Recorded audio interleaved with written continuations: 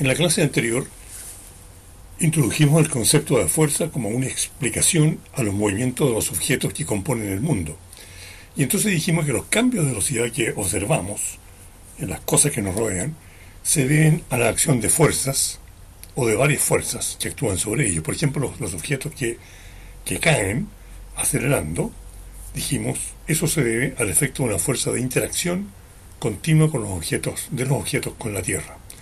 Y entonces llegamos a que la relación entre las fuerzas que siente un objeto y la aceleración a la cual es sometido es esta: la suma de fuerzas, la suma vectorial de fuerzas, o sea, la fuerza resultante o la fuerza neta, es igual a la masa por la aceleración que el cuerpo tiene. Y entonces hay muchas fuerzas que actúan y necesitamos saber entonces cuáles son esas fuerzas reales. Y en la sección anterior vimos que entre estas fuerzas teníamos la fuerza peso y la fuerza normal. La fuerza peso era esta interacción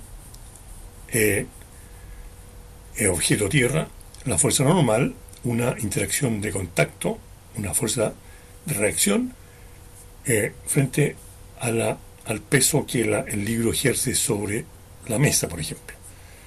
Ok, y entonces en esta sesión vamos a hablar de otras fuerzas, entre ellas la fuerza de tensión, que es la fuerza que se comunica mediante cuerdas, la fuerza de roce o fuerza de fricción, la fuerza elástica, y más adelante vamos a hablar de la fuerza eléctrica en el curso, pero por ahora no. Entonces, hablamos de tensión cuando uno ejerce una fuerza mediante una cuerda o un cable o un hilo. Acá hay un techo, una lámpara y un cable que sostiene la lámpara y la conecta con el techo. Entonces, la Tierra, ¿qué tenemos acá? Que la Tierra tira hacia sí la lámpara, ejerce una fuerza peso sobre ella. Esta lámpara, a su vez, ejerce esta misma fuerza la ejerce sobre el cable, y entonces, como consecuencia en el cable, se produce una fuerza de reacción que llamamos tensión. Tensión es la magnitud de la fuerza que el cable ejerce sobre la lámpara. Y esta tensión entonces es la responsable de que la lámpara esté en equilibrio y no se mueva. Y finalmente, ¿no es cierto?, el cable que cuelga del techo va a ejercer una fuerza hacia abajo, ¿cierto?, la misma fuerza que siente de la lámpara sobre él, la ejerce sobre el techo. Entonces, en otras palabras, lo que el cable hace es transferir la fuerza que sentía la lámpara de un punto a otro, ¿ok? Y entonces estas fuerzas son las mismas, o sea, la magnitud de estas fuerzas en el cable son todas exactamente las mismas. Muy bien, ahora vamos a aclarar esta idea mediante un ejemplo. Acá tenemos una lámpara cuya masa es de 1,2 kilogramos y cuelga del techo mediante un cable, y la pregunta es ¿cuál es la tensión en el cable? Y para responder la pregunta, bueno, hacemos los DCLs. En el caso del DCL de la lámpara, tenemos el peso hacia abajo y la tensión, que es la fuerza que la cuerda hace sobre la lámpara, dirigida hacia arriba. Y en el techo tenemos la fuerza que la cuerda hace sobre el techo en la tensión T. Entonces la pregunta es ¿cuál es la tensión? Esta tensión T en el cable. Bueno, vale, la tomamos de acá. La suma de las fuerzas, ambas son iguales, por lo tanto T, la tensión es igual a menos el peso, o sea, menos la masa, 1,2 por menos 10, que es la aceleración, y eso me da 12 newton. Y entonces la tensión del cable es, en este caso, 12 newton.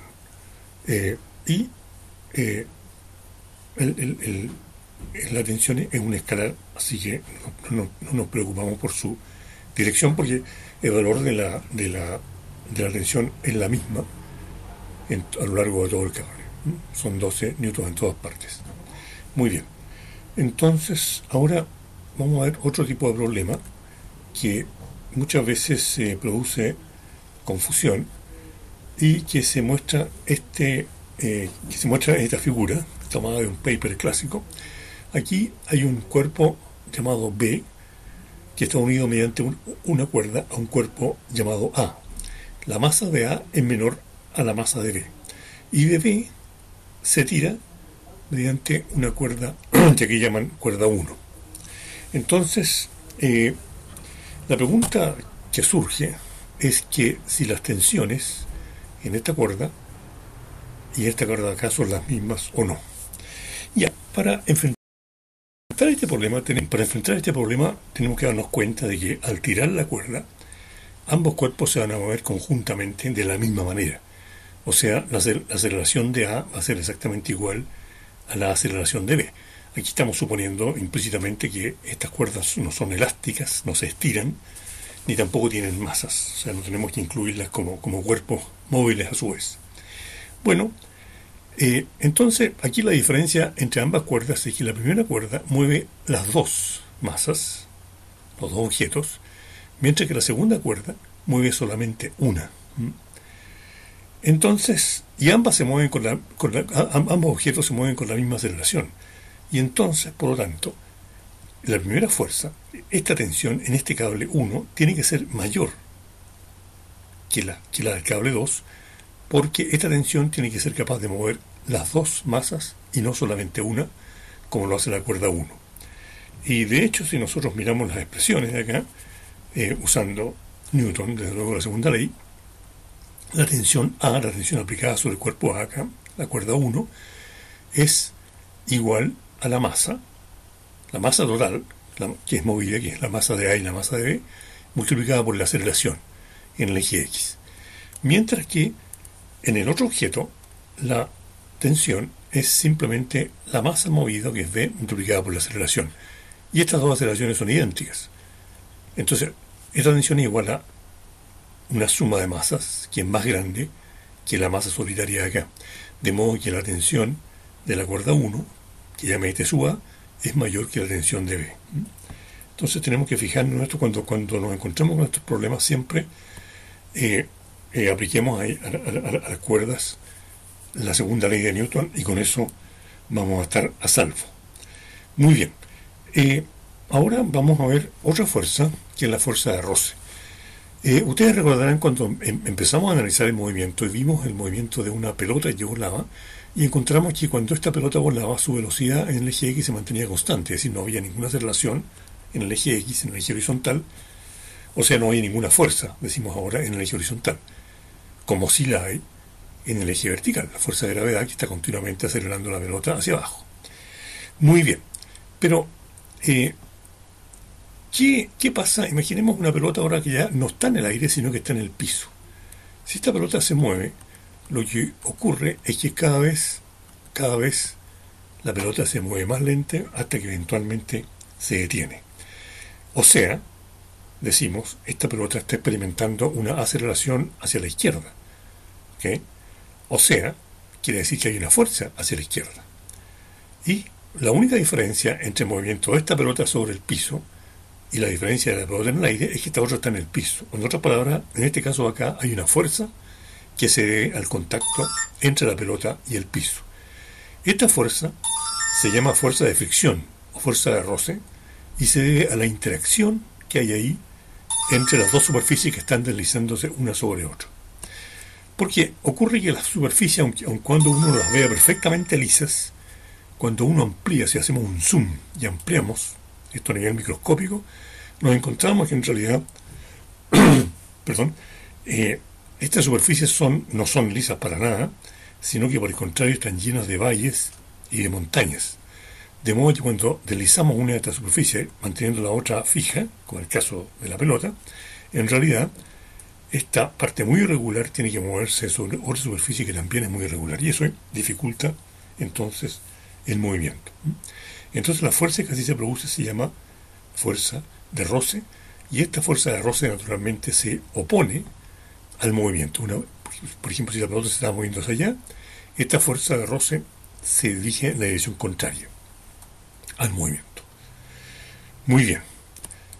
Y ahora podemos imaginar esto ahora con un caso más familiar.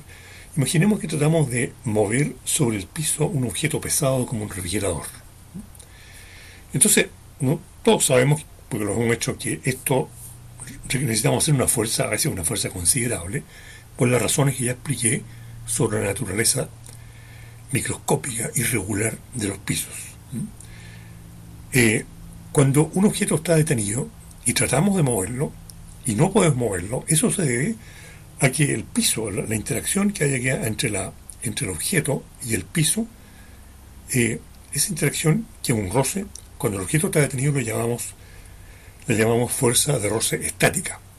Y esa fuerza es una fuerza de reacción y es siempre igual a la que aplicamos al refrigerador. O sea, ¿qué quiero decir con esto? Empezamos a hacer fuerza sobre el refrigerador, no podemos moverlo, hacemos más fuerza y en algún momento el refrigerador se desplaza. Y entonces en todo ese intervalo en que estuvimos haciendo fuerza sobre el refrigerador y este no se movió, hubo una fuerza de reacción, la fuerza de roce estático, que se fue oponiendo a esta fuerza, hasta que finalmente hicimos una fuerza tan grande que fue mayor que esa fuerza de roce estático y logramos mover al refrigerador. Pero una vez que logramos moverlo, igual tenemos que seguir haciendo fuerza, o sea, sigue habiendo una fuerza que se opone al desplazamiento. Y esa fuerza también es de roce, pero es un roce más débil, que se llama roce cinético o cinemático. Y esto que digo se puede apreciar en este experimento que está acá, que lo tomé de aparece en un video en YouTube. Desgraciadamente el sonido del video es totalmente ininteligible, así que no podemos saber muchos detalles. Este es un gráfico, pero este es un experimento. Y aquí se muestra la fuerza medida en newtons contra el tiempo. Entonces había un objeto que era tirado mediante un dispositivo que también medía la fuerza de newton. Entonces aquí pasó el tiempo y en este momento empezaron a hacer fuerza sobre el objeto que estaba inmóvil en la superficie. Hicieron más y más y más fuerza y llegó un momento en que la fuerza fue tan grande, un poco más de 3 newtons, 3,4 newtons más o menos, y en ese momento el objeto se empieza a mover. Y cuando se empieza a mover, la fuerza que estamos haciendo se hace menor. Y el objeto continúa moviéndose. Y nosotros vemos acá que la fuerza es más o menos parecida mientras nos vamos moviendo, pero ustedes se dan cuenta es una fuerza completamente irregular. Y esto simplemente refleja precisamente las irregularidades en la superficie del piso. Estas irregularidades microscópicas, ¿cierto?, que hacen que en un momento determinado la fuerza sea un poquito más chica que antes, pero en el instante siguiente, cuando desplazamos un poquito más el objeto, ahora la fuerza es un poquito más grande y así. ¿Ok? Y esto entonces es el roce estático. Bueno, y ahora, ¿cómo describimos esto? Antes estas fuerzas de roce son súper importantes, sobre todo el roce estático. Por ejemplo, con el roce estático nosotros podemos caminar.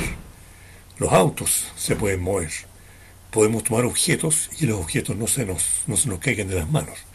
Tomemos el ejemplo de la caminata. Cuando nosotros caminamos ponemos un pie en el piso y este pie se mantiene fijo en el piso mientras el otro pie se adelanta para ponerse más adelante. Y para que esto ocurra, el pie que queda atrás tiene que permanecer en su lugar. No tiene que resbalarse. ¿Okay? Y entonces la marcha es posible porque tenemos esta fuerza significativa de roce estático que permite que el pie se quede pegado al piso mientras caminamos. Este es un ejemplo en el cual aparentemente la fuerza de fricción está en la misma dirección del movimiento, pero en realidad el movimiento acá es el movimiento del pie y el pie está tratando de moverse hacia atrás, en realidad. Así que este movimiento del pie que trata de moverse, si la fricción se opone al movimiento del pie que trata de moverse hacia atrás. De hecho, si nosotros pisamos una superficie muy lisa sobre hielo, por ejemplo, y tratamos de hacer esto, es muy posible que nos resbalemos y entonces no vamos a poder caminar. Así que la fuerza de roce estático es una fuerza muy importante en la vía, y los autos funcionan así también. La rueda de los autos va dando vueltas sin patinar, porque cada sección de goma que está pegada en el pavimento se queda ahí mientras el neumático está avanzando hacia adelante, y eso permite que la rueda gire. ¿Okay? Muy bien. Entonces, ¿cómo describimos nosotros la fuerza de roce? Aquí tenemos una pelota sobre el pasto que se va deteniendo. En el eje Y no tenemos nada interesante porque tenemos la fuerza peso aplicada hacia abajo y la fuerza normal del pasto sobre la pelota aplicada hacia arriba. La suma de esas dos fuerzas es igual a cero. Y en el eje X, esta pelota se está moviendo, pero está siendo frenada por la fuerza de roce, por eso menos F.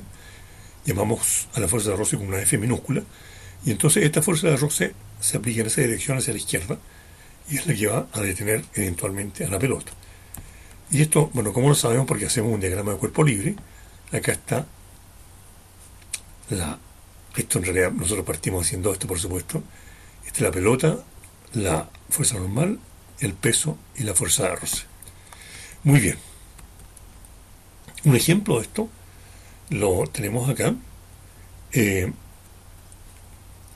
Si nosotros lanzamos un libro horizontalmente sobre un mesón y lo lanzamos con una velocidad inicial de 3i metros por segundo, sabemos que si hacemos eso el libro se va a detener luego de recorrer una cierta distancia.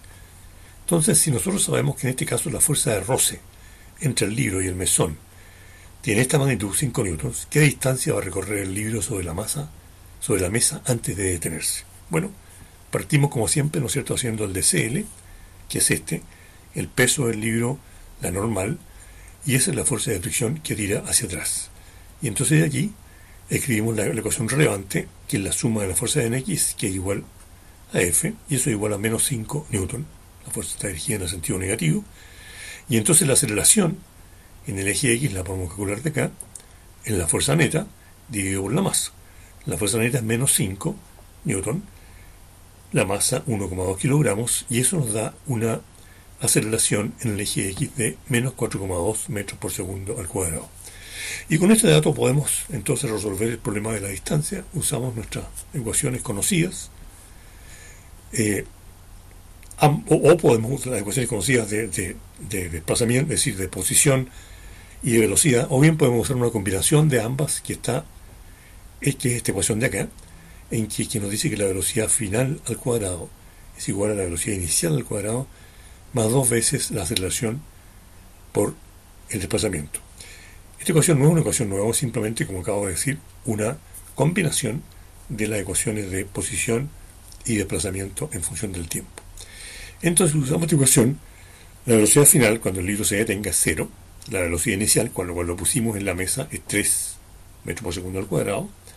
La aceleración es 4,2 y de la distancia. Entonces nos queda esta ecuación, y de aquí la distancia resulta ser 1,07 metros. Esa es la distancia que el libro alcanza a recorrer sobre la mesa antes de detenerse.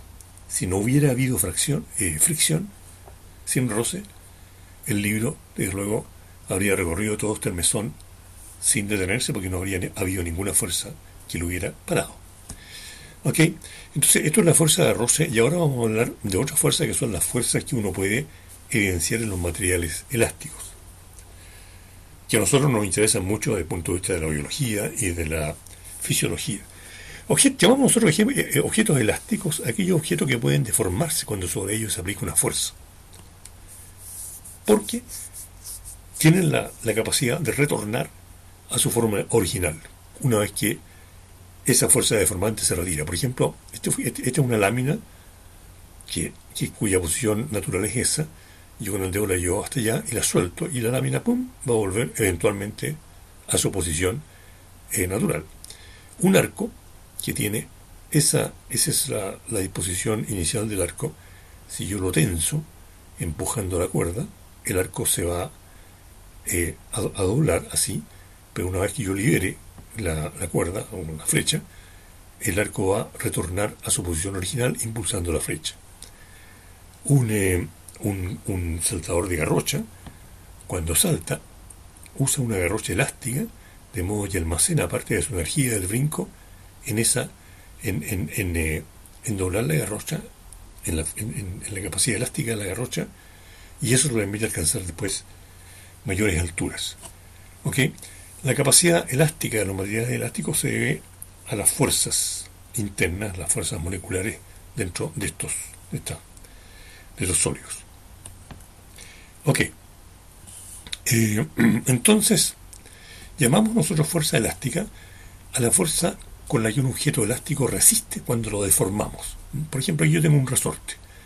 Este resorte está en su posición natural, lo cual se mantiene por sí solo. Pero si yo lo comprimo, el resorte va a resistir esta compresión haciendo una fuerza contraria a la que yo estoy haciendo sobre él, tratando de expandirse hacia su posición natural. Y mientras más lo comprima, mayor va a ser la fuerza con la cual el resorte va a resistir esa fuerza de compresión. Y lo mismo pasa ahora cuando yo lo estiro. Si yo tomo el resorte y lo estiro, el resorte se opone a esa expansión y lo que yo voy a sentir es que mientras más lo estire, más resiste el resorte el estiramiento. Entonces, esto es la fuerza elástica, y esta fuerza, en muchos casos, bueno, uno puede demostrar una relación lineal entre la fuerza elástica que se produce y la deformación que sufre. Y bueno, aquí vemos qué ocurre.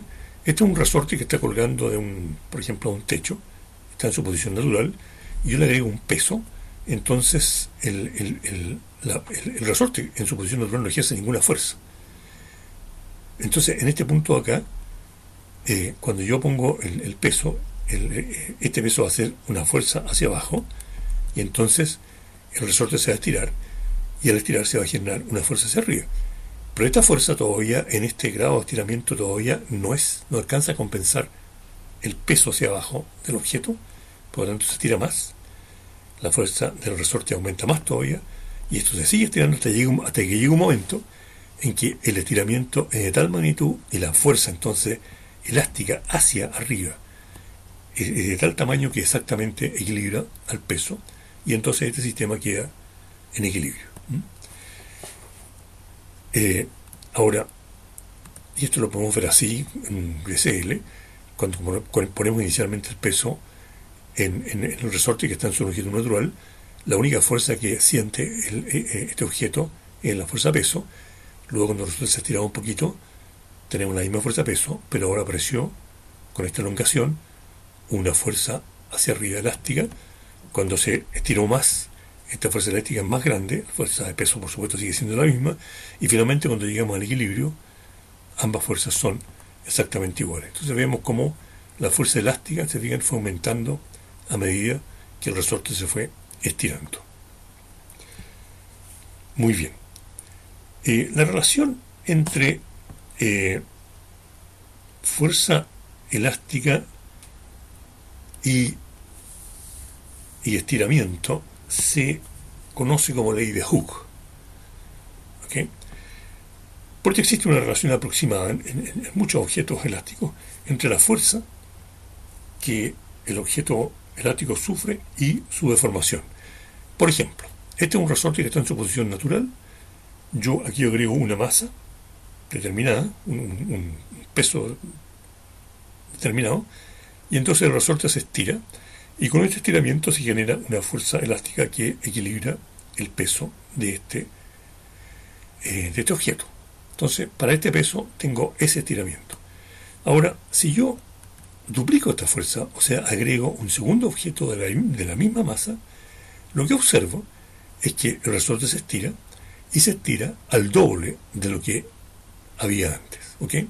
Y si pusiera una tercera masa, triplicando la fuerza total elástica que se obtiene, bueno, la longitud estirada sería 3 veces. Entonces, hay una relación. La fuerza producida por el resorte, porque acordémonos, aquí el resorte está tirando hacia arriba, y está tirando hacia arriba, aquí está tirando hacia arriba con el doble de la fuerza con que tira acá. Entonces, esta fuerza elástica que el resorte produce es proporcional a la magnitud de deformación que sufrió.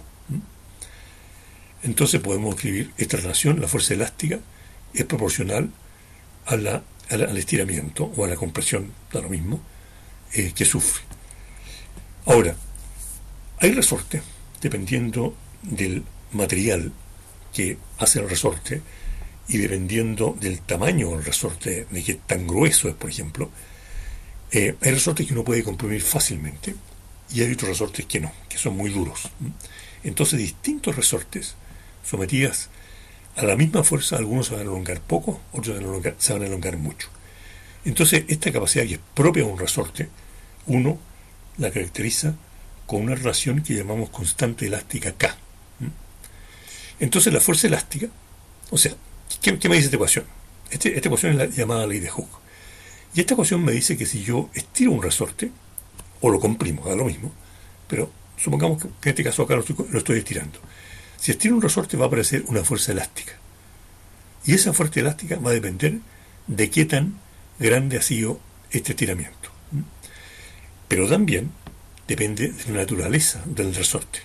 Entonces, con algunos resortes, que son resortes débiles, la fuerza elástica va a ser débil, y con resortes muy fuertes, muy duros, la fuerza elástica va a ser muy grande. Así que esta ley de Hooke entonces expresa esta relación que hay lineal entre fuerza y estiramiento.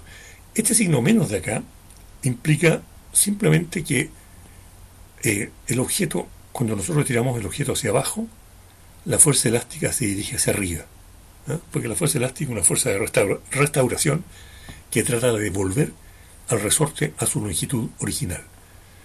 Por eso el signo menos. Si hubiéramos comprimido el resorte, entonces ahí la fuerza elástica habría sido hacia abajo. O sea, siempre la fuerza elástica se va a oponer a la compresión o al estiramiento que le hicimos. Y finalmente, para ilustrar esto, tenemos un problemita acá. Aquí tenemos un resorte y sabemos que cuando este resorte lo apretamos hacia abajo con una fuerza de menos 15 J-Tongo-Newton, este resorte se comprime de modo que pasa de medir 20 centímetros a solamente 15 centímetros. Entonces la pregunta que nos hacen acá, en esta situación en que el resorte está comprimido con una fuerza hacia abajo de 15 newton, ¿cuál es la fuerza elástica en el resorte? Bueno, si esto está en equilibrio, si no se mueve el resorte, entonces la fuerza elástica del resorte va a oponerse a la fuerza que yo estoy haciendo, va a ser una fuerza hacia arriba, y va a ser simplemente igual, 15 más 15 J newton. Después me preguntan, ¿y qué ocurre cuando yo libero el resorte? Si yo saco la mano, bueno, el resorte simplemente se va a estirar a volver a su longitud natural, que es de 20 centímetros. Y finalmente me pregunta, ¿cuál es la constante elástica del resorte? Bueno, para esto usamos la ecuación de Hooke, que dice que la fuerza es igual a menos K por el desplazamiento. Y aquí yo tengo la fuerza y tengo el desplazamiento, que son 5 centímetros. Y entonces puedo escribir que K es igual a fuerza dividido por el desplazamiento. La fuerza son 15 newton. El desplazamiento fue hacia abajo porque yo lo comprimí, es menos 0,05 metros. Y eso me da 300 newton por metro. Este es un resorte relativamente duro. Muy bien, y eso es todo por ahora. Tenemos que darnos cuenta la misma.